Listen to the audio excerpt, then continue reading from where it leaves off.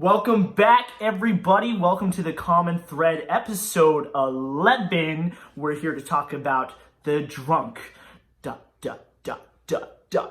alter egos. So about a few weeks ago, we had a little gathering at our new apartment, and I kind of got a little too wine drunk, and it got me thinking about personalities, drinking, alter egos, and how it affects our state of mind.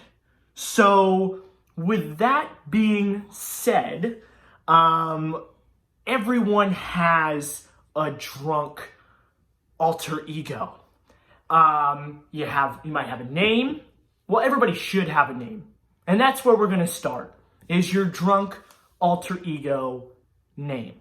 Now, in college, me and my friends got together, and basically how we formulated our alter ego, as we call it, the drunk alter ego, is switching the first letter of your first name and the first letter of your last name and switch.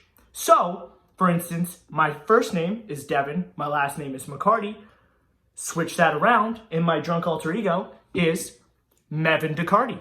So, that's how I formulate first your drunk alter ego. Now keep this name sacred, because that's who you are when you get messed up. That's who you identify as. You don't ever use your real name. If you're out at a bar, if you're at a party, a gathering of people that you don't know, refer to yourself so they can never find you. So they'll never know. And when it's so bad, when they're like, wow, your name's actually Mevin, the answer is always yes. Now, Quentin, what is your drunk alter ego name? Asshole Q, because my name sounds like Binton Quake, which is just absolutely the worst kind of name. So I would say I'll give myself a mean 80% of the time. I'm pretty much a dickhead when I'm drunk, so I'm just gonna say asshole Q. So here's the thing. Here's the thing about drunk alter egos. So Quentin put it kind of nicely. There's a personality that's associated with your alter ego. But today's episode, we're gonna talk about how alter egos, are like multiple personality disorder and very dependent on the liquor that you're drinking. For instance, it's like, tequila makes you want to do really, really sexual, maybe a little frisky, maybe a little handsy. I don't know. And vodka makes you feel I kind of feel like an asshole every time I have vodka. But that's what we're here to talk about. Is there any gist to drunk alter egos, and the type of alcohol you drink? So without further ado, I'm going to talk about this article. And now when I did research on this, which is really interesting, everybody says the same thing. Now I took an article from the Business Insider, which I would consider a reliable source. Some may not, but I also did, I want everybody to know, I also did research on various websites, and even like the orgs, .org, those are the most trustworthy resources. So in this article, the Business Insider article, the University of Missouri did a survey, like out of all schools, the University of Missouri did a survey out of 157 volunteers, gave them just, above the legal limit to drive amount of alcohol. I don't know how much that is, if that's 2 glasses, 2.5, maybe 3. They didn't specify on the type of alcohol. And they had expert observers overlook and check out how people were acting. And then they also gave the people getting drunk, a chance to survey themselves afterwards to see if they felt anything different. They used what they call the Big Five model, right? So extroversion, agreeableness, consciousness, neuroticism, I don't know if I said that right. Neuroticism. Neuroticism. Thank you, kids. There's that grand old Springfield high school education. And openness. Now, that's how they viewed and how they observed these people. The only one of those that applied to anybody that changed at all was extroversion. So people were more extroverted after they had alcohol. Again, this is 157 volunteers of all different ages from my understanding. Don't know what the alcohol content is. We do know it's just a fraction above being able to drive illegally, And so then they did it again, this time with college undergrads. Also want to note that when they did this with college undergrads, fun fact, they didn't say the age. I assume they were all over 21, but we don't know that. So when they did this with the undergraduates, this is still the University of Missouri, they came up with 4 categories that people alter into when they're drunk. Okay? And it's, again, based on the Big 5 scale. So, and I just want everybody to know this doesn't add up to 100%. We've been trying to figure this out, but here we go. So 40% are what they call the Hemingway. Now, the Hemingway basically shows no change and only shows a decrease in intellect and consciousness. That's the Hemingway. Now, 40% of the people, the majority, fell into this category. Again, they were not fully tilt drunk. This is just above. Of course, like you have 1 or 2 fucking beers and you're not like, you're not, this is the survey. I don't think they can actually do, and they said this, you can't actually accurately like run a survey where you're like, go to the point of where you could just rock it. I mean, they could. Who's paying for that lawsuit? Should they? No. Maybe. Yes? Maybe. Maybe? So, and then 14% fell into the Mary Poppins, which means people were already agreeable, like the people who were like, yeah, oh yeah, that's great, that's so fun. They were more agreeable as they continue to drink. Literally everything. Everybody has that one friend that they know that turns into Mary Poppins, as they call it. I didn't come up with these names. This is literally in the article. You can read it. It's essentially described as a yes man. A yes man.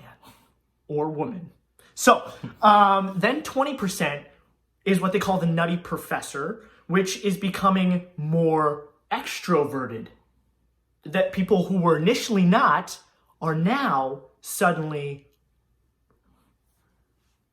I mean, I think I just I'm already extroverted. I just blossom out. And then the 22%, if anybody's kept up with the percentages, now we're at literally 96%. Mr. Hyde. And Mr. Hyde is a large decrease in consciousness, intellect, and agreeableness. Boom, Quentin spotted. So with the other 4%, they don't say. We're just going to take it as people can handle their liquor, and maybe those few people were like, I don't feel it. They're the same. They're just same. I don't know. We'll just call that 4%. Maybe they're the underage people who are involved in the study, and then they had to axe out their votes because they would have gotten in trouble with the university. So, all in all in this article, which I find really fascinating, you can find it on Google. If you just type in alcohol effects on personality, and it will literally come up with this article from the Business Insider. I strongly recommend reading it. However, the end note is that they even say it in this article, is that it's flawed because, again, that people weren't fully intoxicated. There's no choice on, or there's no answer to what type of alcohol. So all in all, it's kind of skewed. Now, fun thing, let's just say this is us in this scenario, and we were in this attendance. Where do you fall? Are you Mr. Hyde? Because I think you already said it.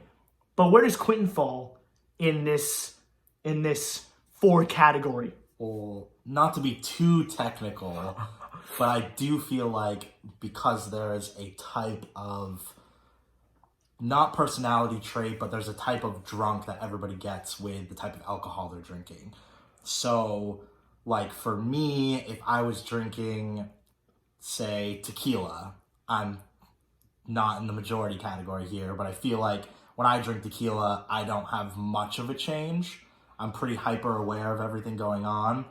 But if you catch me drinking Captain Morgan White rum, then I lose my shit and I have no idea what's going on, and I'm all over the place and I'm super extroverted. So, yeah. So- like, I think a majority of the time, I think I'm a Mr. Hyde trying to transition into a Hemingway, but I don't know. What do you think for yourself? Think it depends on the type of alcohol, or do you think it's just you always get one?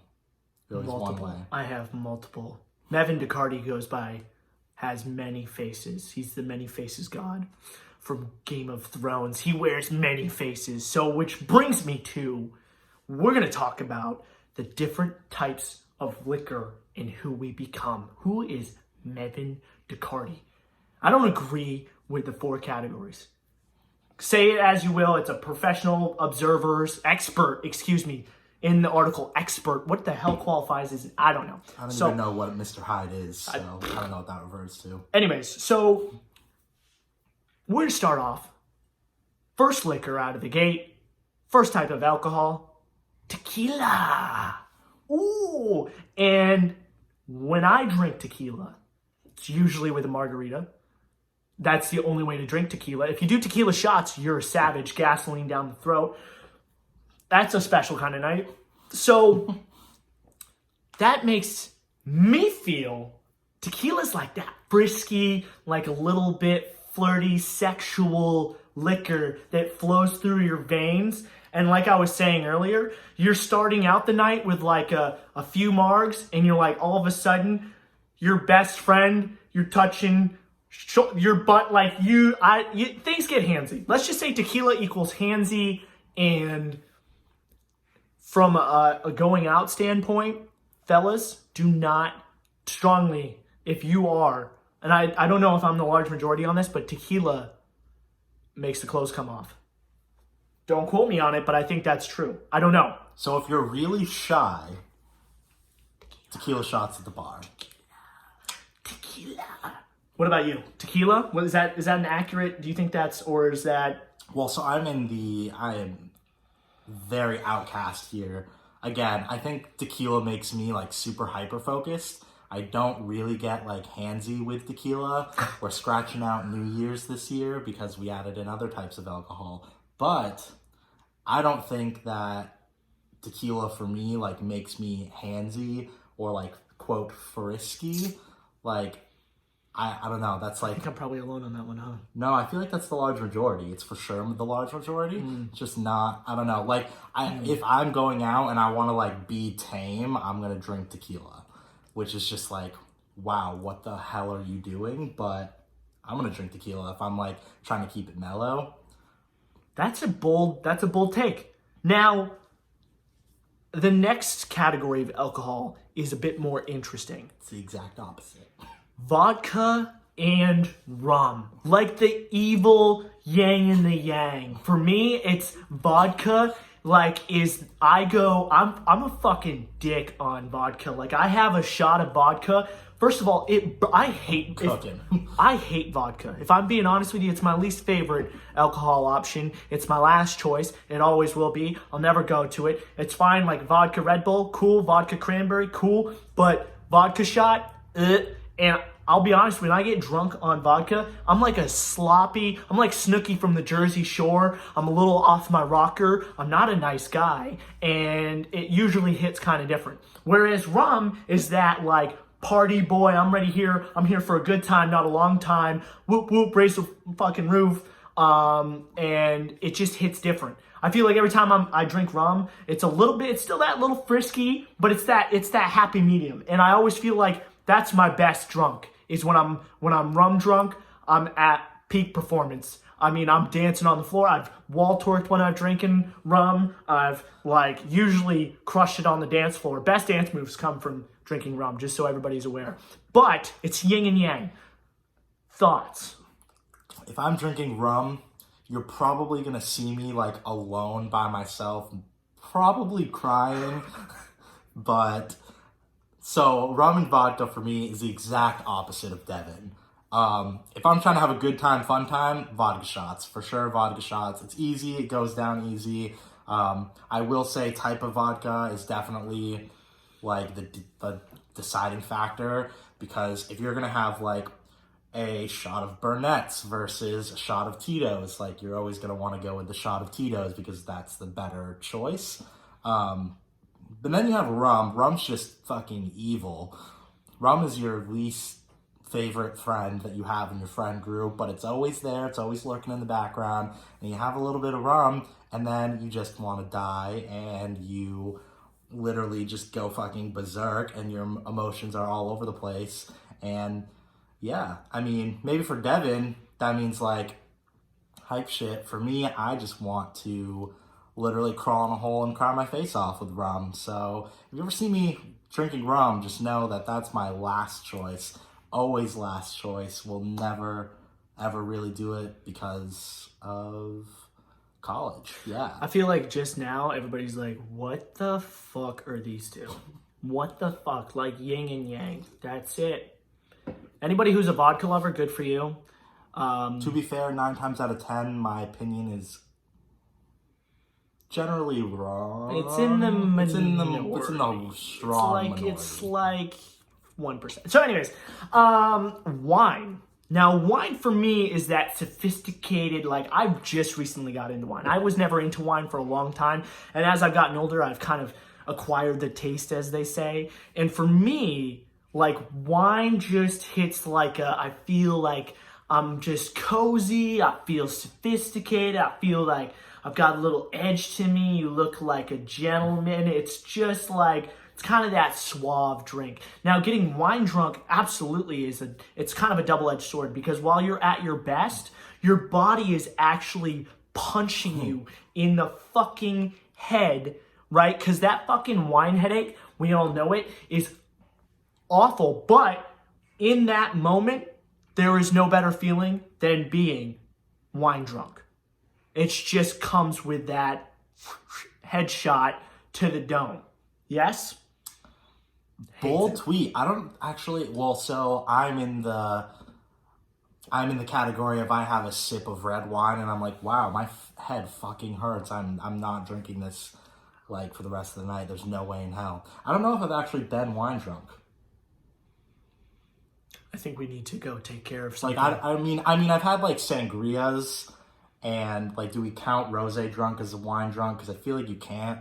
But technically, it is wine, though. So that's crazy. We're sitting here talking about wine, and this guy's never even been wine drunk. So then there is beer / I'm going to add seltzer into this one. Beer is that fratty inner college alcohol drunk. Loud, obnoxious, kind of gassy, zero fucks given. It's not anybody's best drunk. I'll tell you, if anybody's like, my best drunk is beer drunk. But it's not anybody's worst. Worst. No, I don't think it's anybody's worst drunk. It just is like second to last. It's never going to be first.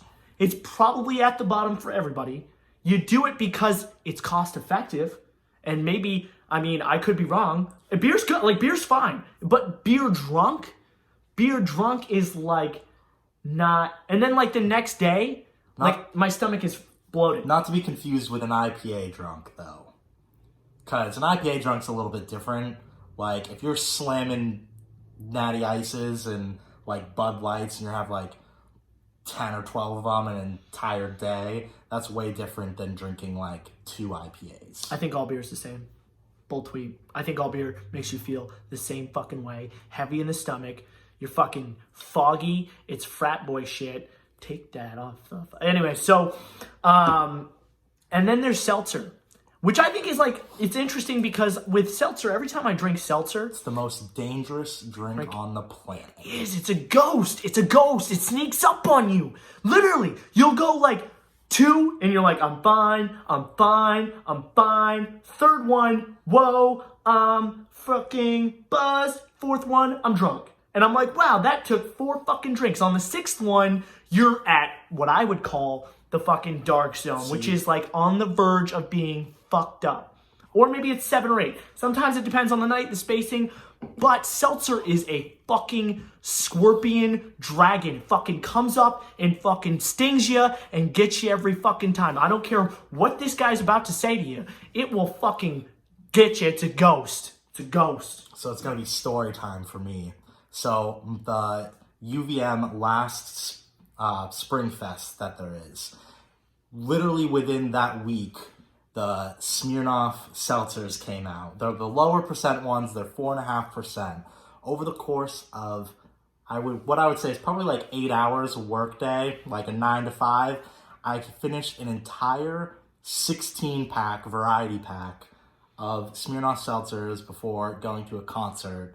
And, well, basically, you get to this point where you're like, you've had 6, and then all of a sudden you've had 8.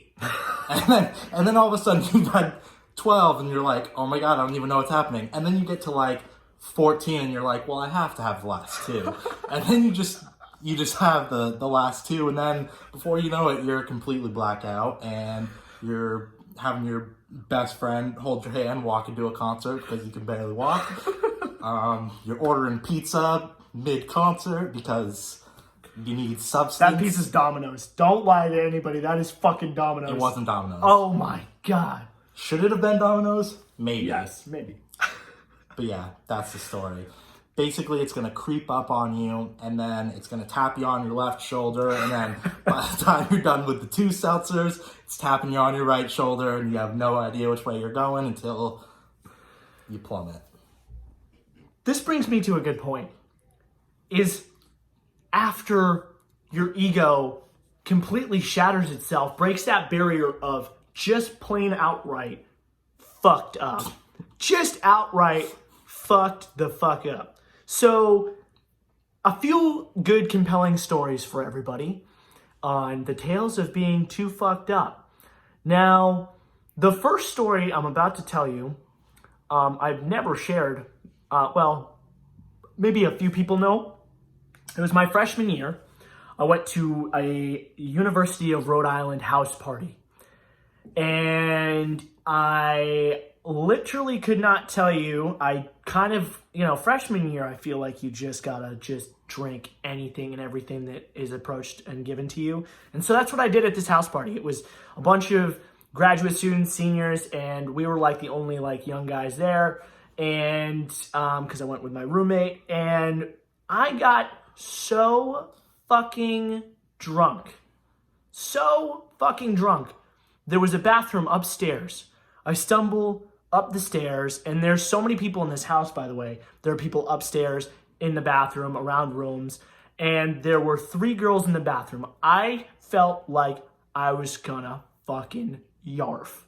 And by yarf, I mean yak. And by yak, I mean puke my fucking face off. So there were 3 girls in the bathroom. Why? I don't know why we fucking socialize in a bathroom at a fucking house party, but we do. Some people fucking... So I told these girls, I was like, you gotta leave. You gotta fucking leave now. I gotta use this bathroom. Obviously, there's music playing. I don't know. They didn't fucking hear me. Obviously, also, guys, I'm like pretty much everything's a blur at this point. This is all just a whim on vague memory. I might have just been...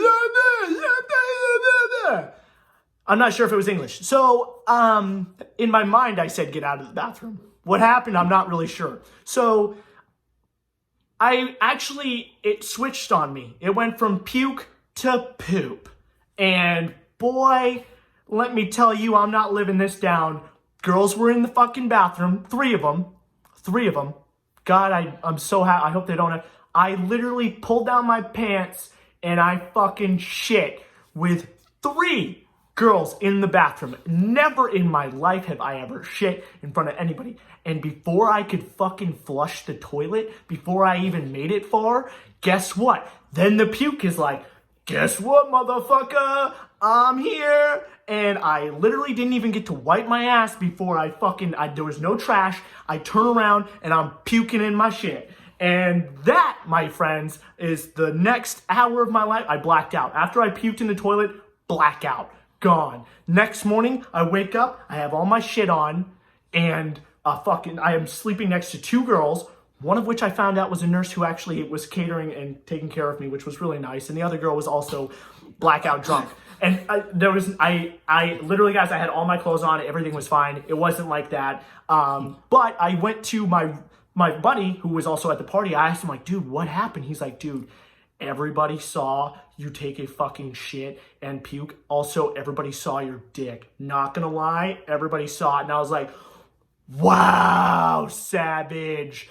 So, and you know what's great about that whole story? You know what's absolutely fantastic about that one story? Is the hangover the next day at 18, 19, however old I was. I was fine. I was fucking fine. The next day I was fine. There's only a few other stories I gotta say. Same year, freshman year. It's like your prime drinking year. You should always do that. Are you gonna finish that beer before this podcast is over? Maybe. Okay, sorry. So, we were at my friend's house.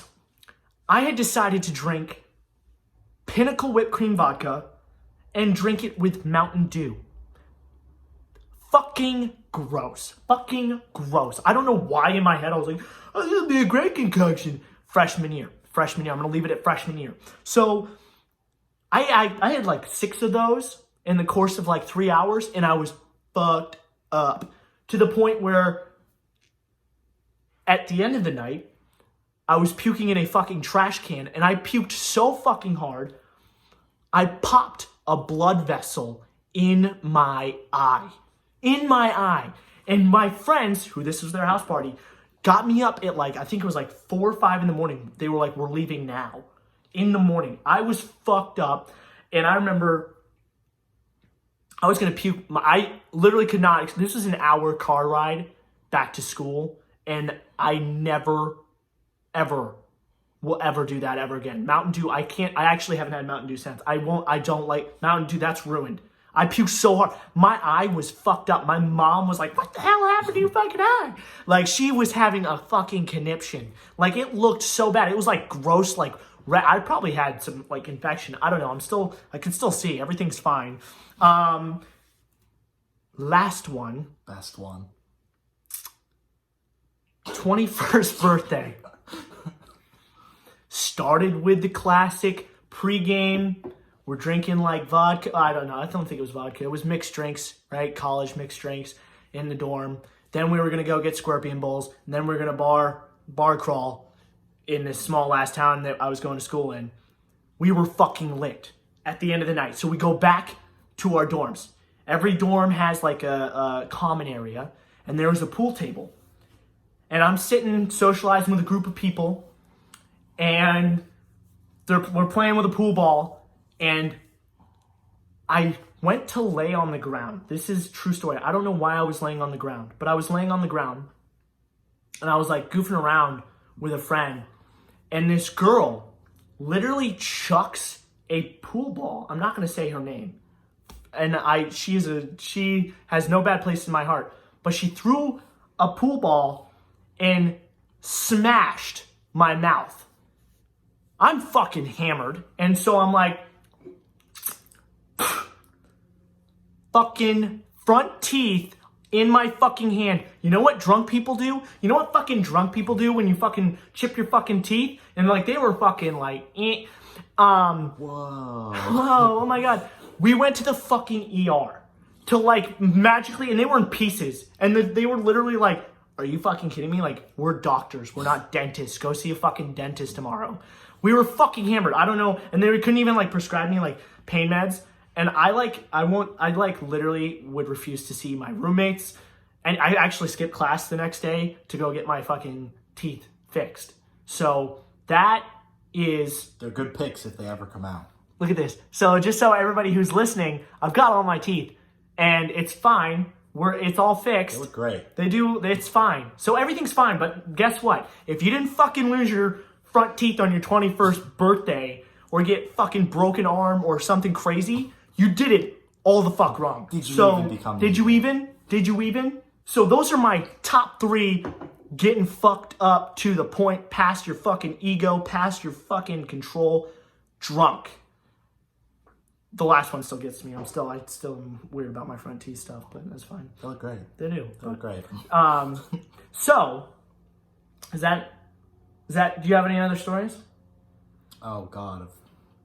I mean, jeez. the stage is yours. You don't have to take it. Oh, you could fire like questions at me, but I don't know if I have like stories. I think ultimately the message here is I don't have physical proof. When I looked it up, there is no proof in the pudding as far as each type of liquor has its own identity. I think that, and I hope somebody can fund me a way to do this in an experiment, but each type of alcohol comes with a different type of persona or personality. I'm going to tell you right now, I think that drunk alter egos are matched by what you're drinking. And if it's a mixed batch of what you're drinking, good fucking luck. That's like the worst fucking combination. All in all, I bet you that there is a relationship somehow. But I can't prove it. And that's unfortunately like just that. That's how unfortunately we have to do. Like, this is how we end this pod. I mean, 3 stories. You had 3 stories. Puking and shitting at the house party. What were you drinking? Honestly, everything. Honestly, there was like beer, there was liquor, and every scenario except for vodka, the one where I popped my blood vessel, everything else was a fucking mixed cocktail. And I'm sure everybody can relate to that. You're not always going to drink just one type of alcohol. So good luck. You're going to get a fucking mixed batch. But ultimately, how I have to end this podcast, everybody, how I have to end this whole thing, really lackluster. But unfortunately, there is no answer. You can believe what you want to believe, and that kind of sucks. But isn't it nice to think if you drink tequila, you can be a sex hound? If you drink fucking rum, you're a dance party or a depressed emo? It doesn't matter. Whatever floats your boat. But find something that is gonna fucking make you your best version of your drunk alter ego. That is the message. Find that fucking liquor that puts you at fucking peak performance. I've also just maxed out on my F-bombs, so I have to now refrain from using any more F words. So just find that happy place. Find that peak performance. Find that liquor and be smart. Do not go past your ego. For mom's sake. Think about what mom would say. Is that going to be your last drink? Yes. If mom would laugh at you, if mom's going to be laughing at you, you're in a bad place. You need to bring it back. You need to reel it in. So, without further ado, that is episode 11. So, next week, guys, super excited. Episode 12 is going to talk about, wait, I'm a kid again? So, stay tuned for that. It's going to be great. Can't wait. Stay tuned. Make sure you follow us on Instagram at the_common_thread. And for anything else, we'll be looking for you guys next week. And thanks for tuning in.